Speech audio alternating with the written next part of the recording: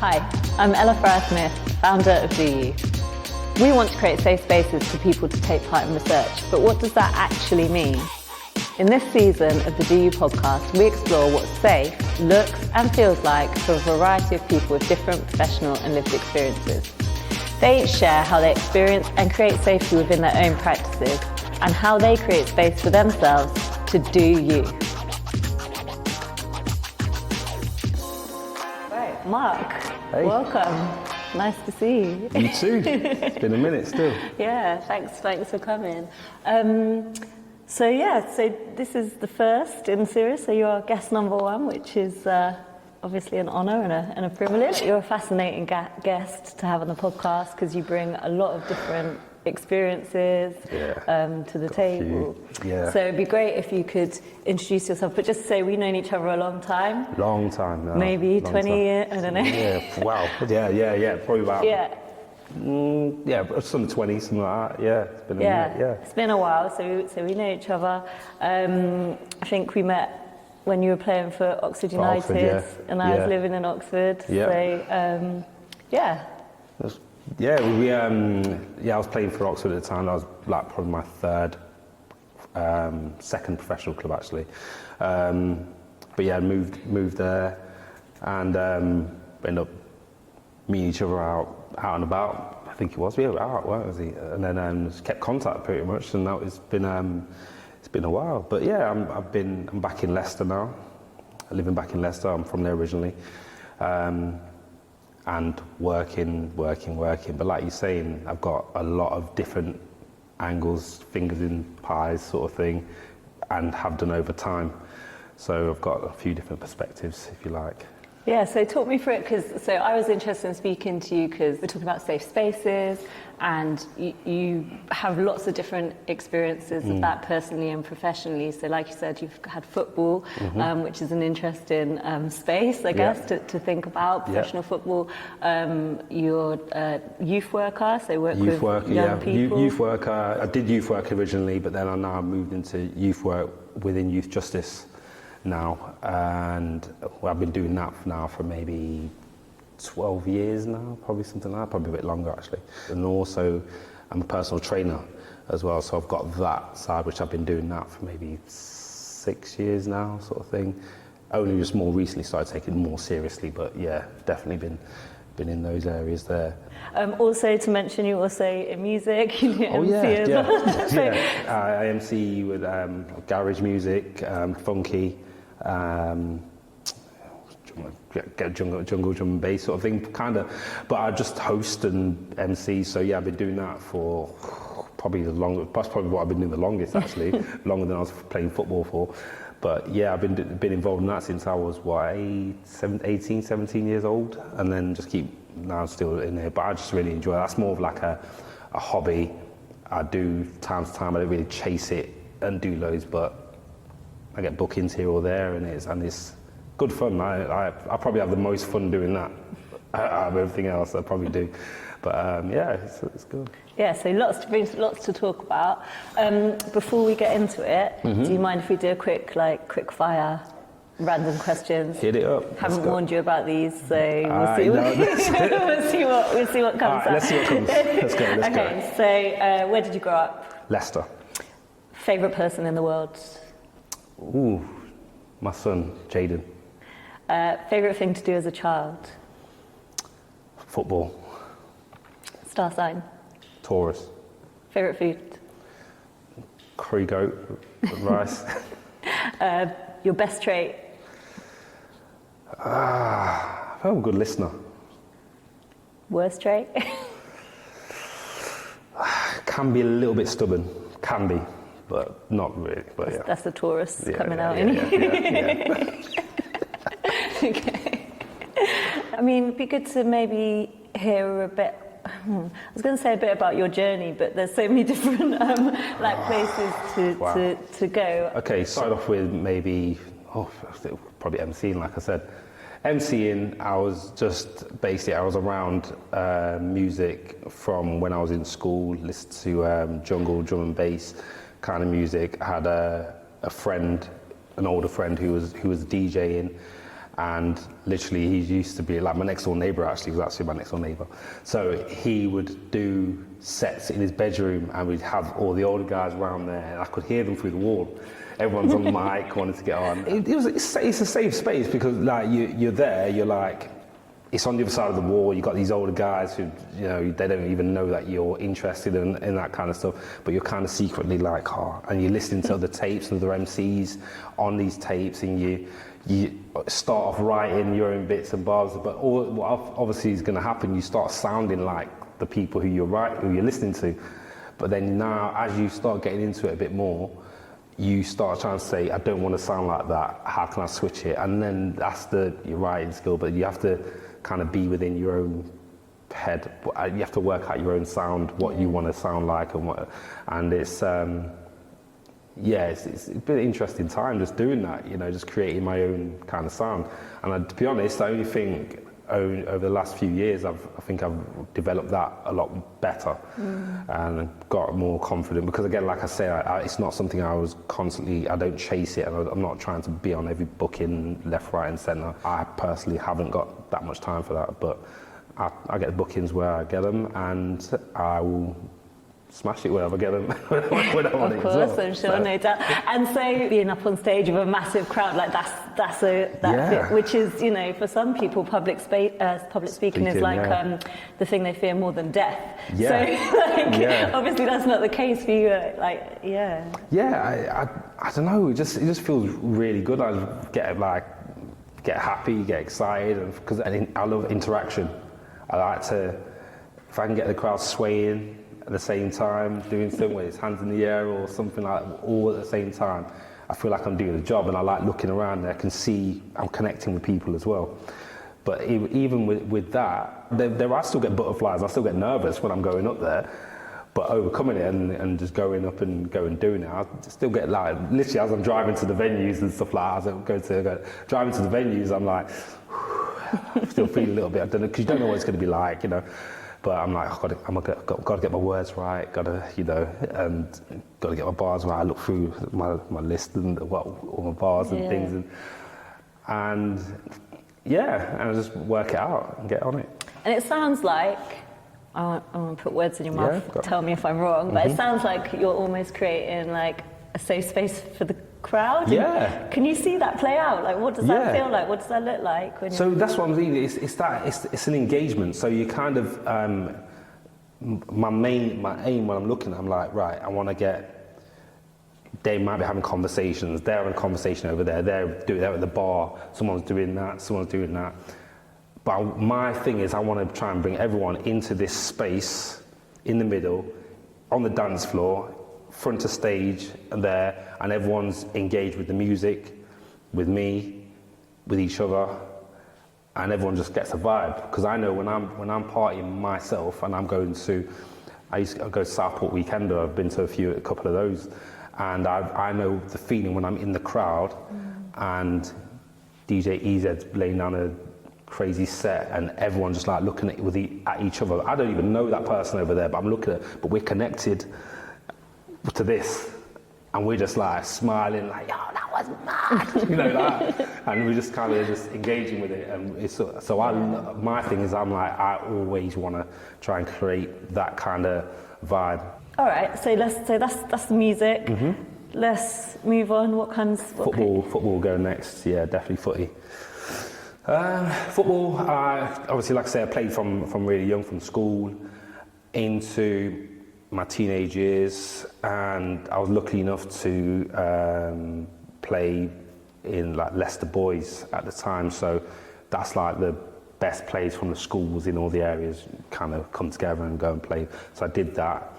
Then carried on into like college. I went to, this was a weird one, because I went to like the Leicester City School of Excellence at the time, but I wasn't really on it like that. I didn't get it. I didn't get it, because you go from playing football with my mates and having fun, scoring goals and whatever. Now I've got into a different environment where football is still football, but it felt like it was a different language. If that made, it felt like it was a different language, and I couldn't get it. I didn't understand it. There was different banter going on. There was different cultures. So obviously, I was from where I grew up was a lot of black and Asian people, and we were kind of like that. When I went to School of Excellence, there was a lot of white guys there, and they laughed and joked in a different way to what I'm laughing and joking. They were doing banter bits and that. I'm like, yo, if you did that around me, we're fighting. So now I'm like, no, but you can't fight. This is it. And you're trying to work out what it is. And I was really in my shell. I couldn't express myself. I was really, really shy.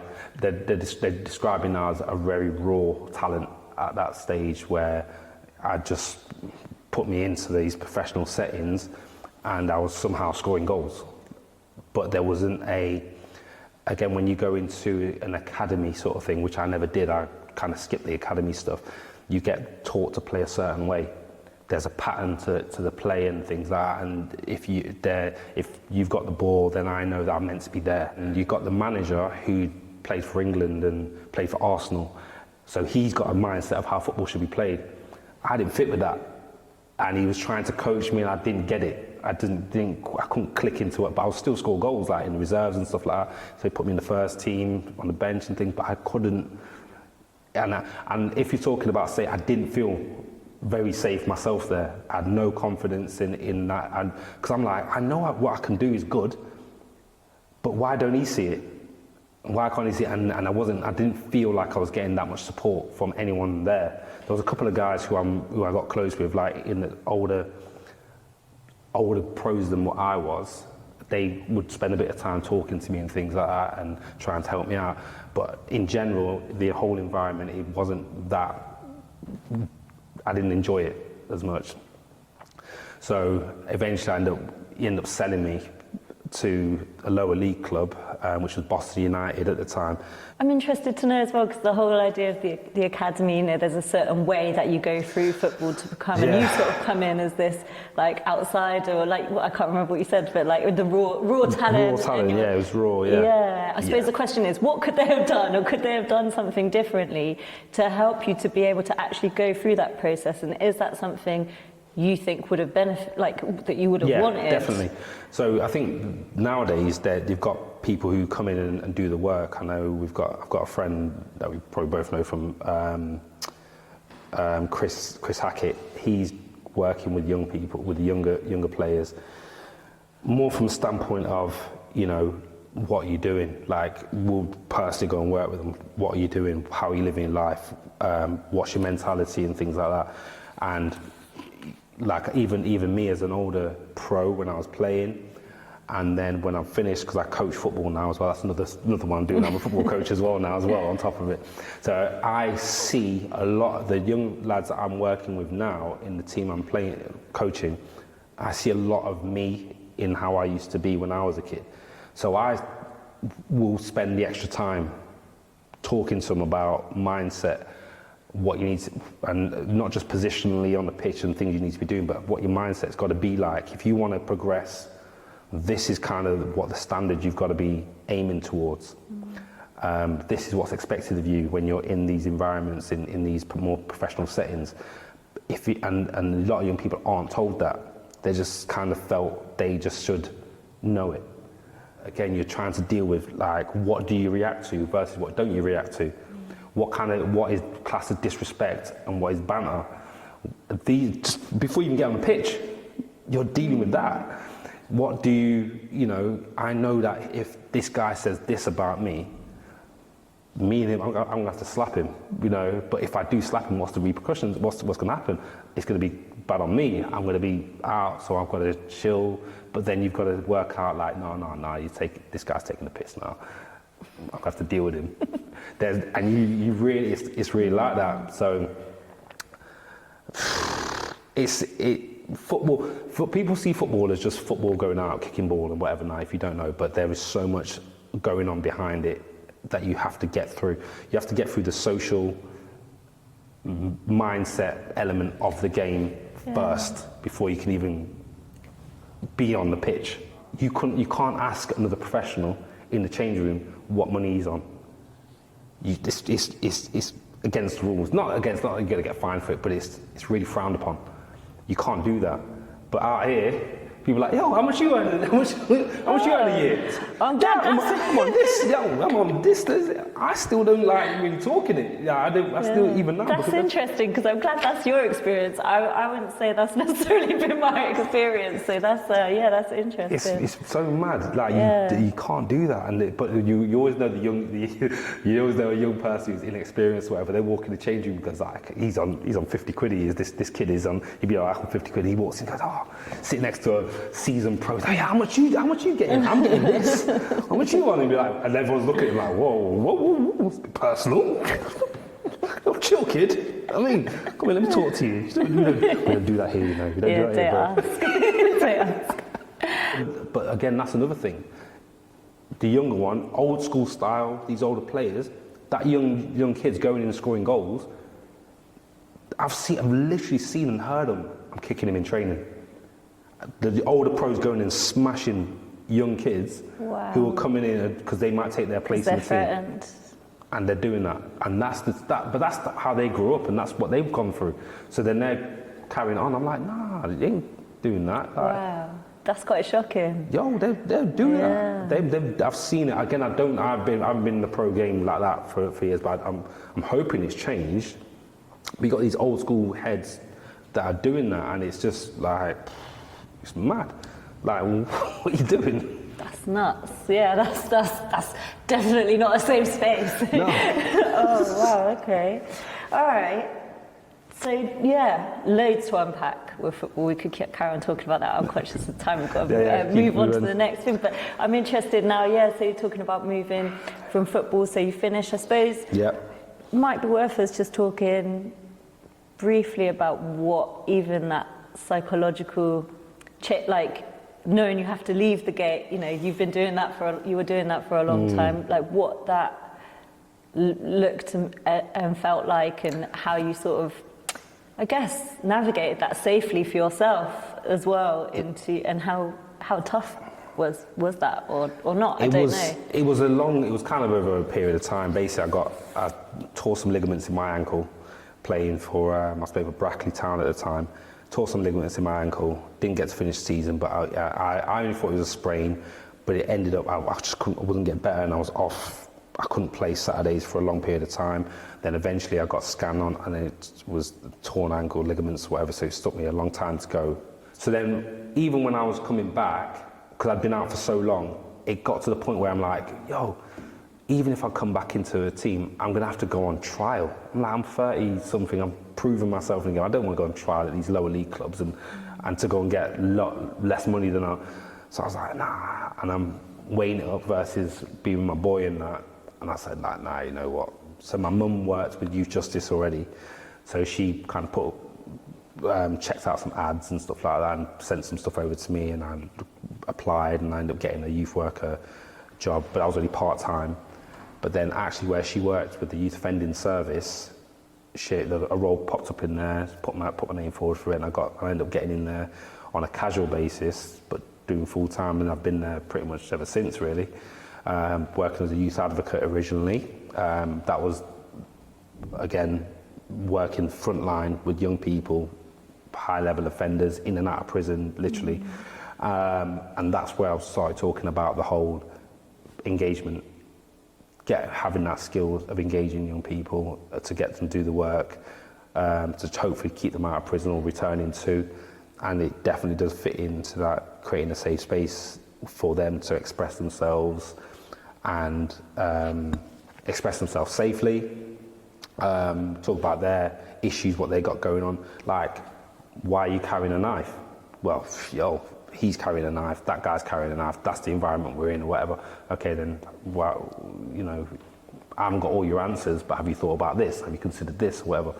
And even now, I still haven't got all the answers for like these young people, but you start tapping into what are their interests.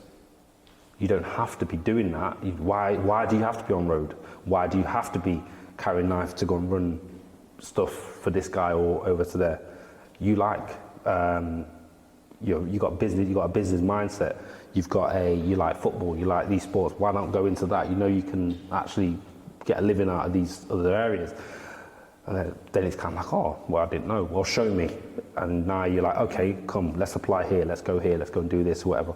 It's not easy because, again, you got to deal with young people who are making like £300-400 a day. And then you're saying to them, nah, don't do that.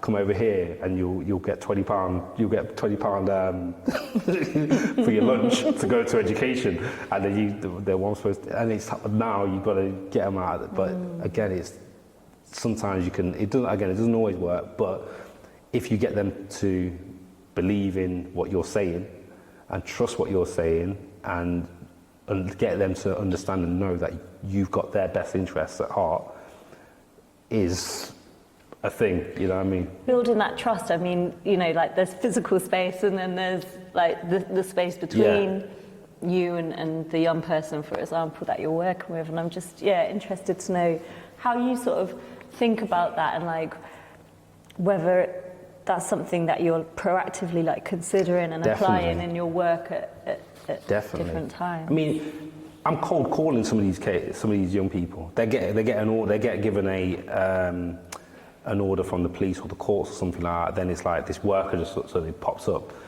So I've got to think about. We used to say, right, phone them up, come and meet me at the office in town in the city centre. Come and meet me there. They're like, go. I don't like going to town. 2, the office. I don't know that place or whatever now. So we have to switch up the way we worked. You'd be like, okay, then where can I meet you? They may say at home because they're comfortable in their place. I've literally met young people at a bus stop near the house, or in their area. Like, oh, can I bring my friend? All right, bring one of your friends or whatever now. Or can I come with my girlfriend or whatever? Yeah. So I'll go and meet them where they're comfortable, and then we meet, chat or whatever. Now they get to know me, I get to know them a bit more, and again, that's where you start building the trust again, straight in there. And then it's okay. Then let's go. Let's not sit in the bus stop this time. Can we go to a centre that's just up the road from there in your area? You know where it is.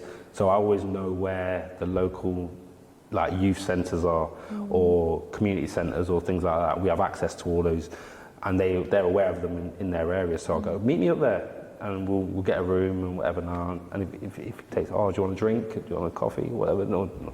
Young people don't drink coffee, by the way. That's a big people thing. Big people thing. Offering them coffee like, hot chocolate? You know, hot chocolate? I like hot drinks, you know, man. What are we dealing with here? What we got? Anyway, so yeah, and it's just, again, creating that environment and that, you know, I might even take them out to, meet me at McDonald's. Let's go McDonald's. I'll get in the car, we go McDonald's. What do you want? Get your burger, sit down there, let's eat and talk and whatever now. You know, and it's whatever you need to do to get over that barrier, because there's barriers, you know, all over the place. Now you got to break them down, and they allow you in. Could you give, like, I guess an example, because I'm interested in, I suppose, that process. Like, if you were to think of an example of how, not step by step, but almost, you know, like how that works and how that safety builds over time, and maybe if you could share like an example. I'll give you one of my cases that I had. Yeah. I got the case and I went to the house to go and see him. This was just around COVID time, so we couldn't actually be in the house anyway, you know what I mean? So I went to see him, this young person, his mum, and when mum goes to me, well, he's on these meds, he's got like psycho, whatever, all these, you know, he's ADHD, bipolar, all this kind of stuff. He's on meds for and that, and struggling with depression or whatever. So I goes, right, let's go sit in the garden. We sat in the garden, and we've got his little brother and sister running around, trampolines and all sorts of stuff, but me and him sitting and chatting. And his mum was there for the first part, and we was chatting. He had big bushy hair, mixed race kid, big bushy hair, but it was really hanging down over his face, and he was really like down and really spoke really low under. So that's what you're dealing with. Wouldn't look you in the eyes, wouldn't look up, kind of thing, low confidence, everything. So we get talking. But again, even within that conversation, I'm trying to drive him what he's interested in or whatever now. So I will try and find out what he's interested in and see how I can link with that. he might say, oh, well, yeah. I go, what kind of music do you listen to? Oh, I like hip hop, whatever now. Oh, I like drill or grime or whatever it might be. So I've got a little catalogue of knowledge of music. So I go, oh, you listen to such and such, or do you watch TV series? Oh, have you watched this? Yeah, I watched this the other day and whatever. And, oh yeah, do you see when that happened or whatever? Yeah, it was mad that was and that. Well, if you haven't listened to my guy yet, you need to check him out, yeah? Because I'll listen, give me someone to listen to, I'll listen to that and you go and check that person out or whatever. Oh, right, yeah, I will do. I'll get your phone out and whatever. So you're just doing that. This has nothing to do with their offence or anything like that, but you're just trying to build that rapport. So that was him at that stage. We worked for a number of months, working with him. Then I remember he was telling me he wanted to get a job. He was interested in work. Now, usually when we get young people that say they want to work, we go, right, here you go. You've got, if there's a job advertised here. You can do this, this and this. This kid, we drove home, and he texted me and his other worker. Texted said, yeah, I've applied for it. I've put the application in for these two. That never happens. Kids don't do that. They just kind of leave it. You done it? No, he ain't done it. I ain't done it yet. Oh, chasing them down to go and get his. He's done it. And he goes, oh, I found some other ones. I'm going to apply for them as well. So and then when you go back and see him, so that was him at that stage. He ended up getting another order about 6-7 months later. I've gone back to his house again. Like, why am I here again to him? Why am I here? But when I say this kid's, if I compared him that first day when I met him to then, he's like, look, Mark, this is what it was. He's cut his hair, he's looking at your face, he's talking, he's like, listen, I ain't even on that no more. I'm talking about, I've got a job, I've got a good job, I'm working here, this, I'm earning this money here. All I want to do is go on holidays, I want to supply for my mum, this. He's hyping and he's like fully engaged and he's, you know. So that's him, we've moved him along, even down to him even acknowledging the stupid mistake he made to go and get himself back onto another order. Because it was literally something about, he threw a snowball at a guy at a house. The guys come out and confronted him. All his friends ran off. He's like, I ain't running. And he ended up getting into a tussle with this guy. Like, why didn't you run? Why didn't you run? Furthermore, why did you throw it in the first place? That's how it kind of got. So it was had a bit of fun with it. But he acknowledged it himself, stupid, I shouldn't have done it, this, that, the other. But him having that acknowledgement and saying, look, I'm working on things, I'm actually progressing, I've got a job, I'm even looking to leave this job, I want to do. The kid actually ended up starting his own business. He was managing people. Wow. And he was doing like an e-commerce thing alongside another job on all this kind of stuff. He was popping, like he was doing bits, and he was talking about, and he's phoning me up and going, listen, I'm doing this now. This is when the case is closed. We're done. We're done. And he's like, yo, I'm doing this now. Whatever. He's hyping, like, you know. So again, that's that kind of process and the effect we can have on some of these cases. Yeah, that's interesting. So it's like, I guess a level of, there's a bit of reciprocity there, like giving of yourself to be able for them to give back. Have to. That feels important. You have to. So being open. Yeah, to a point.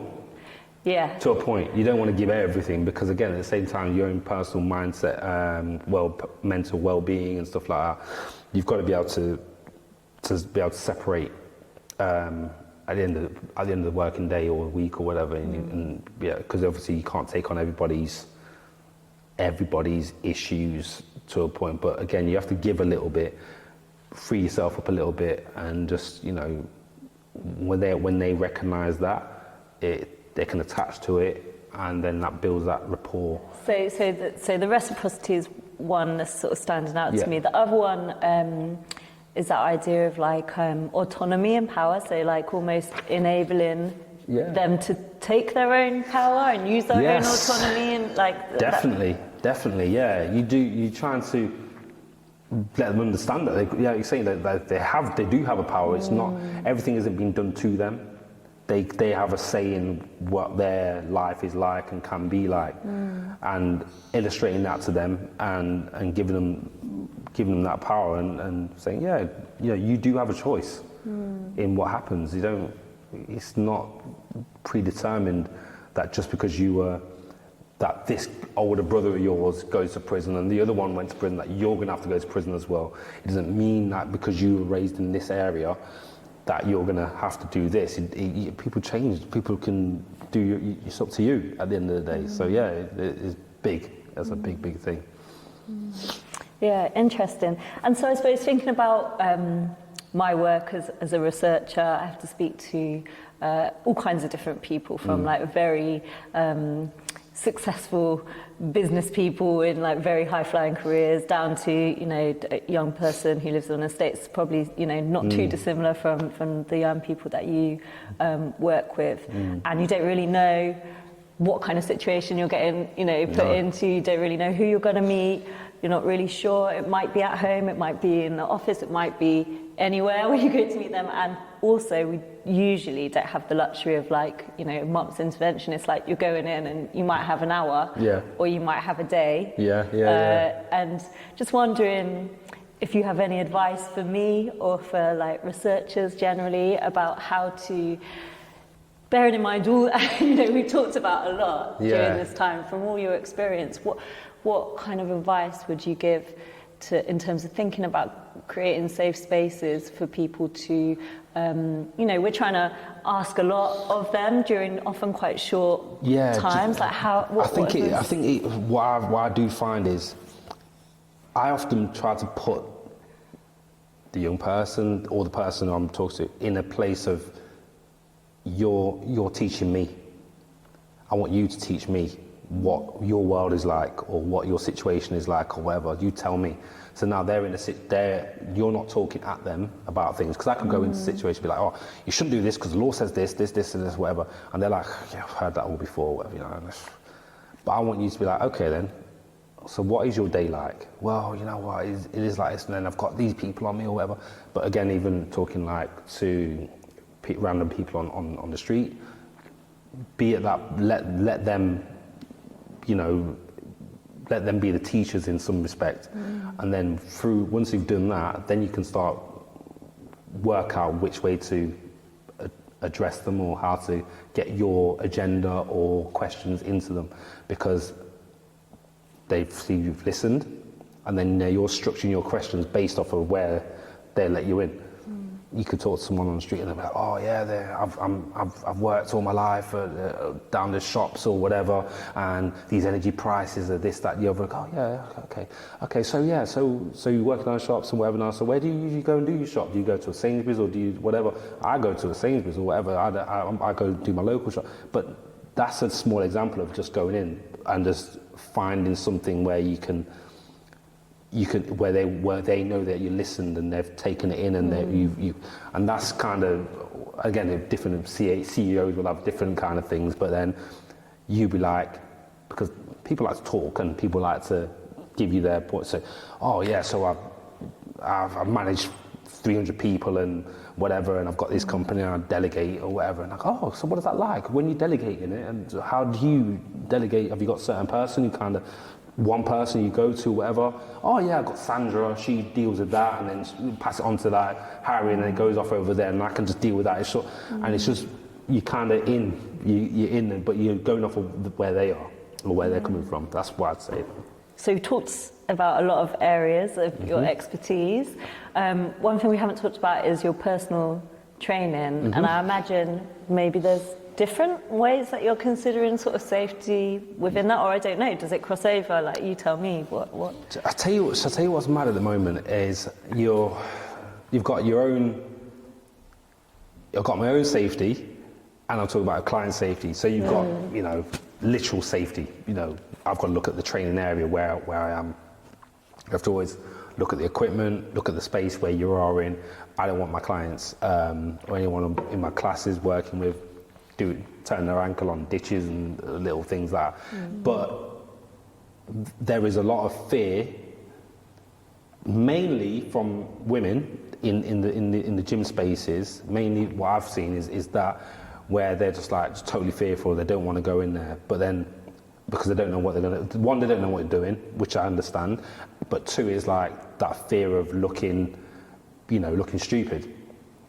And my mission, if you like, is trying trying to get rid of that as much as possible. I want to see, you know, people walking into the gym and going whichever area, whether it's the free weight section, whether it's the cable machines or squat machines or whatever. I want to go to wherever you want, or if you want to do CV, go and do that or whatever, but don't be deterred by big dudes in this area smashing weights down or whatever. Now it's like, yo, you walk over and I go do scripted stuff with them as well. So we walk over and say, look, how many sets you got left on that? I've got 2 sets left. All right, can I jump in afterwards, or can I jump in the middle of it or something like that? You can do this, and I'll do that work with them as well. But I'm laughing just because I know for a fact that is me that you're describing. I would have a gym membership, and I definitely, like, me and Hannah, first of all, I want to go with someone. Yeah. Because I'm like, I need like a little security to even enter the space in the first place. And if there's a load of dudes like just pumping weights in the corner, there's just no way.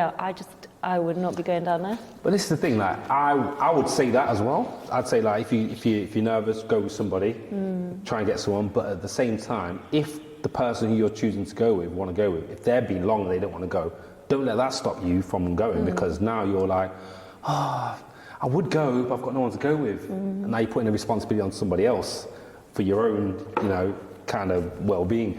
And I suppose that we were talking before as well about, like, a lot of your client base are often women. And I suppose, I don't know, body weight, bodies generally, like, that can be quite a sensitive subject for everyone. But women, I guess. And do you know what? I'll say, again, going back to the gyms in general, most of the time, if you could be whatever size, you could be very, very slim, very like skinny, but that might not be what you weigh. You might want to put on weight, but at the same time, you could be really big and want to lose weight. It could be either way, and there's a lot of stigmas attached to either end of the spectrum.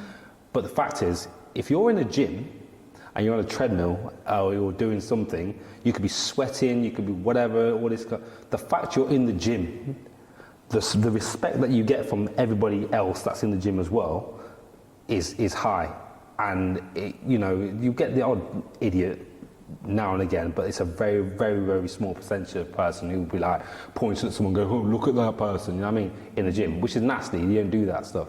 And me, if I'm training, if I'm in the gym and I see that myself, I'm calling out, like, "What are you doing? Don't do that." You know what I mean? It's not the way to want. But that's a very, very small percentage that is.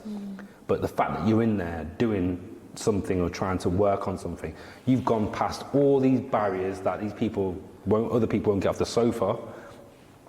They've gone past all the excuses around tiredness, other things going on or whatever. And that's not to play it down, but you've gone past all of that, and you've gone all the way. You got to the gym and you've got on the treadmill and you're walking, or you're running, or you're doing something, or you're lifting a weight or something. You're doing something.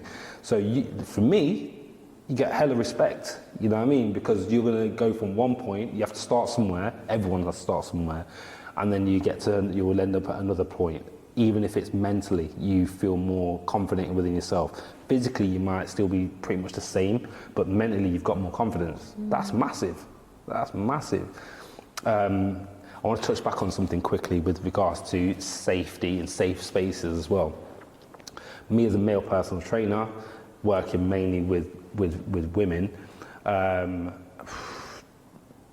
walking around the gym, especially these days now,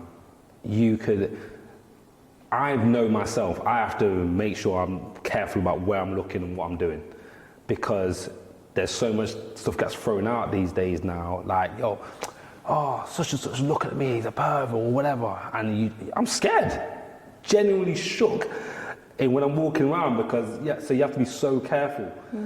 If you have to go and touch somebody else, make sure it's not like that. You don't use or like open, like, listen, I'm end of my finger. I'm like, yo, you need to be feeling this area here, and I'll point like that. So nothing can be misconstrued in this area. You need to be feeling it here or here. like pointing, like that's it. So it's all this kind of stuff that you have to really think about. Well, me as a male trainer, I have to think about working with a female. So I have to make sure I'm safe, but also ensuring that the people I'm working with feel safe as well. Yeah.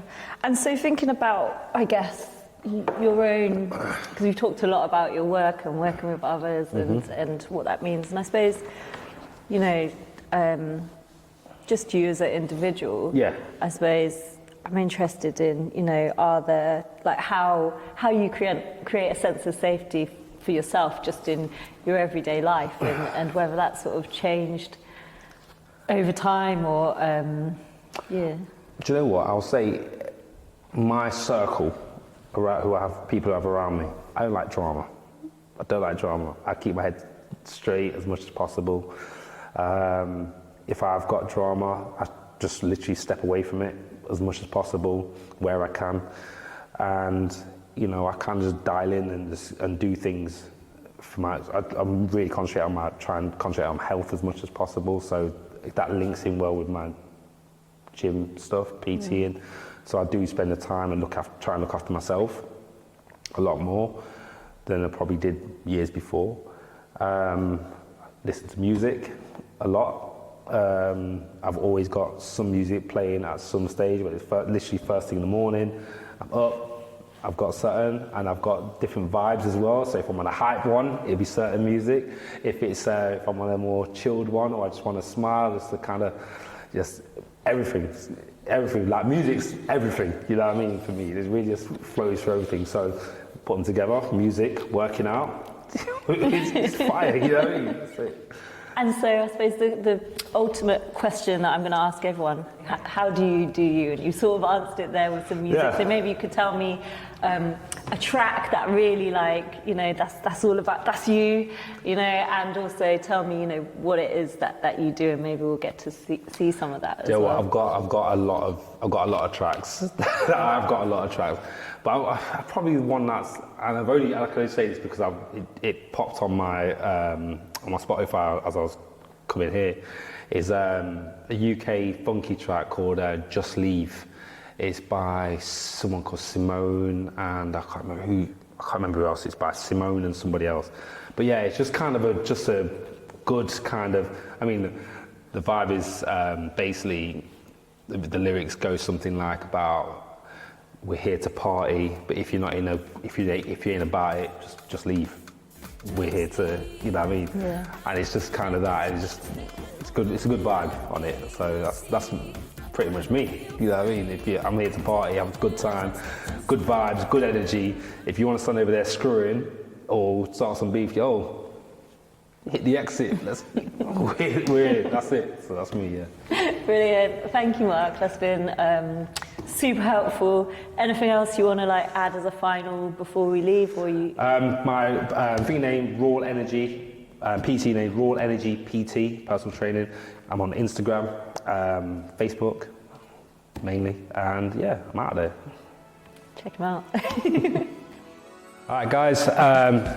Mark Rawle, Rawle Energy PT. Just going to take you through a quick little workout, small workout, so it's going to be really shrunk down, but it's something that you can go and do. I usually do more reps than this, but we'll get onto it. So we're going to do 4 exercises, and we're doing press-ups. I'm going to be doing squats, banded squats, bicep curls, shoulder press. All of them, I'm going to be just using my one piece of equipment, which is a power band.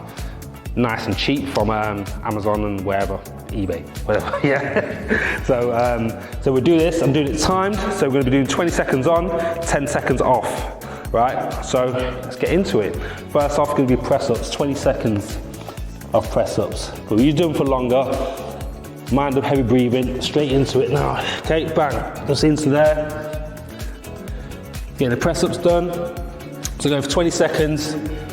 When I'm doing my press-ups, I'm making sure my elbows are down by the sides, so not winging out at the side there, or doing all mad things like that. Nice in here, into there. That's 2 seconds, 1 second, 10 seconds off, right? Next one, we're going to be the banded squats. So I'm going to be stepping onto the band here, and we're going to go straight into it here. There you go, straight in. Really pushing through my glutes. Let's get onto the side view.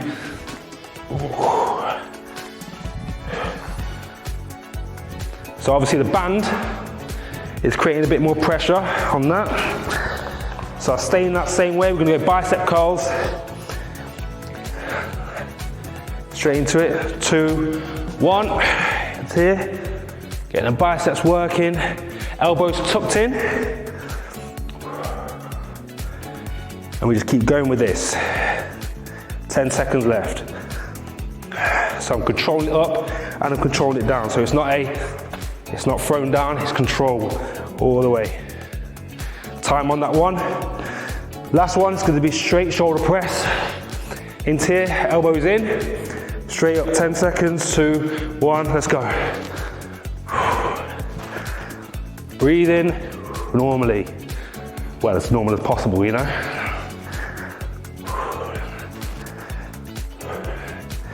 Notice my elbows are coming straight down. 2, 1, time. There's your 4 workouts, so I'd probably go and do that, take a little rest, go around that another 2, 3 times. So full body workout. There you go. Raw energy, baby, let's do it.